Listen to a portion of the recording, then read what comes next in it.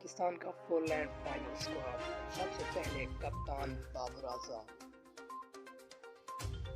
दूसरे नंबर पर है शादाब खान वाइस कैप्टन,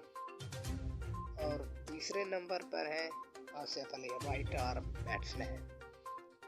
और चौथे नंबर पर है Fakhar Zaman left hand batsman, और पांचवें नंबर पर है Haider Ali right hand batsman, और छठे नंबर पर है Haris Rauf right hand bowler, और सातवें नंबर पर है Hasan Ali right arm bowler, और आठवें नंबर पर है इमाद वसीम जो कि ऑलराउंडर है, और नौवें नंबर पर मोहम्मद हफीज ऑलराउंडर, 10वें नंबर पर मोहम्मद नवाज ऑलराउंडर, 11वें नंबर पर मोहम्मद रजा विकेट कीपर,